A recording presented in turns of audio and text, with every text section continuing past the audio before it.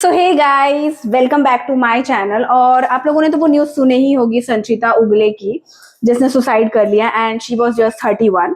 तो इसमें ना मेरा पॉइंट ऑफ व्यू बहुत ही अलग है। ठीक है, जो मैं बात करती हूँ ना वो बिल्कुल पॉइंट टू पॉइंट करने वाली हूँ। देखो, संचिता ने सुसाइड कर लिया और ऐसा कहा जा रहा है कि अब फिल्म इंडस्ट्री में ये होता है, रिप्लेसमेंट के नाम पे उसे बहुत ज्यादा परेशान किया जा रहा था। ठीक है, उसके साथ बहुत कुछ हो रहा था, बट पता है यहाँ पे गलती मुझे क्या लगती है कि गलती ना सामने वालों की होती है कि जो बंदा या बंदी इस चीज से जूझ रही होती है ना, जिसको ये प्रॉब्लम होती है कि मतलब वो ना शेयर नहीं कर पाती है। उस घर में वो रह रही थी अपने माँ बाप के साथ, अपने भाई के साथ, उनके को एक्टर भी थे, बट उसने कभी ये बात शेयर नहीं की। क्यों नहीं की? क्यों उसने ऐसा समझा कि नहीं यार, शायद मैं किसी को शेयर करूंगी तो कुछ नहीं होने वाला है। मतलब उसने ये चुन लिया कि वो सुसाइड करने पे आ गई, और सुसाइड करने के बाद अगेन फिर से जो फिल्म इंडस्ट्री का जो सच है वो यूं ही दब के रहने वाला है। एंड फॉर श्योर ये तो ऐसा ही होने वाला है। ठीक है, बट अगर शायद संचिता स्ट्रांग होती, strong in the sense she was strong, ठीक है, वो स्ट्रांग थी, बहुत उसने कोशिश की होगी।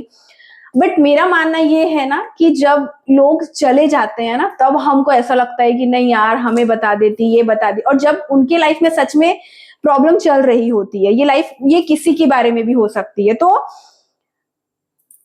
और उसको ऐसा कभी लगा ही नहीं होगा कि यार मैं किसको अपनी प्रॉब्लम बताऊं। मतलब क्या सॉल्व होगी सच में प्रॉब्लम? क्या लोग मुझे समझ के लेंगे? क्या लोग मुझे जज करेंगे? जो हम करते आए हैं, ठीक है, मैंने ऐसा देखा है कि कभी भी कोई प्रॉब्लम होती है ना, चाहे वो कोई भी क्यों ना प्रॉब्लम हो, ठीक है, हम लोगों को जज करने लगते हैं। तो मुझे लगता है संचिता के साथ ऐसा ही हो। बट अगर आप किसी प्रॉब्लम में पड़ते हो तो यार मेरा मानना ये होता है, पता है, कि तुम चाहे किसी लड़की के साथ सो के भी आ रहे हो, लिटरली मैं ये बोल रही हूँ, ठीक है। और I am not asking about बलात्कार, ठीक है, मैं बलात्कार के बारे में नहीं बात कर रही हूँ। ठीक है, तुमने कुछ ऐसी गलती की है जो तुम सोच रहे हो कि तुम फंस चुके हो, तुम ये हो चुके हो, ठीक है, कोई तुम्हें ब्लैकमेल कर रहा है और तुम किसको बताओगे, क्योंकि उसमें तुम्हारी भी गलती होती है। सो ट्रस्ट मी, एक ऐसा दोस्त बनाओ, एक ऐसा दोस्त रखो जो तुम्हें जज ना करे। तुम चाहे कुछ भी कर लो, ठीक है, वो तुम्हारे साथ हमेशा सपोर्ट में रहे। और ऐसा अगर कोई एक फ्रेंड है तो उसको सारी बातें जो है वो शेयर करो यार, प्लीज। सुसाइड करना ये कोई ऑप्शन नहीं होता है, लिटरली मैं ये बोल रही हूँ। और जो लोग होते हैं ना, उनको भी ये समझना जरूरी है कि जब किसी इंसान से गलती हो जाती है, या कोई इंसान बहुत ज्यादा तकलीफ में होता है या दुख में होता है, या उसने कोई गलती की हुई हो, या वो रोना बहुत ज्यादा मतलब डिप्रेशन में चले जाता है, तो हमें ना उसे सुनना चाहिए। बट एज अ सोसाइटी पता है हम क्या करते हैं? हम जज करने लगते हैं।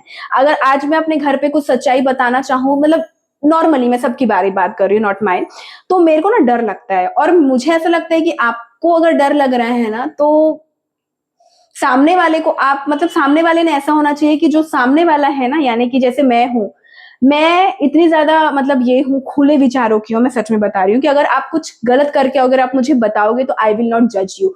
क्योंकि जब दुख होता है ना, तो आपको जजमेंट की जरूरत नहीं होती है। सबसे पहली बात तो आपको जरूरत होती है सपोर्ट की। और जब हमसे कुछ गलती हो जाती है या कुछ हमारे साथ दुख होता है तो लोग हमें जज करते हैं, लोग करते हैं, ठीक रहता है। बट अगर घर वालों को आप कुछ बातें नहीं बताओगे, या घर वालों की भी यार का मुझे कहीं ना कहीं गलती लगती है, क्यों वो शेयर नहीं कर पाई अपनी बातें अपनी मम्मी पापा से या अपने भाई से? क्या सोचा होगा उसने कि मैं शेयर करूंगी तो कुछ होगा?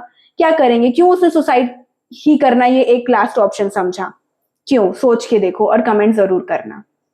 और एक ऐसे व्यक्ति बनो, जब कोई प्रॉब्लम में हो ना, तो वो तुम्हें सारी बातें बता सके, ताकि उस इंसान को हम वहां से निकाल सके, ना कि उसे सुसाइड के दलदल में हम पहुंचा सकें। Bye bye.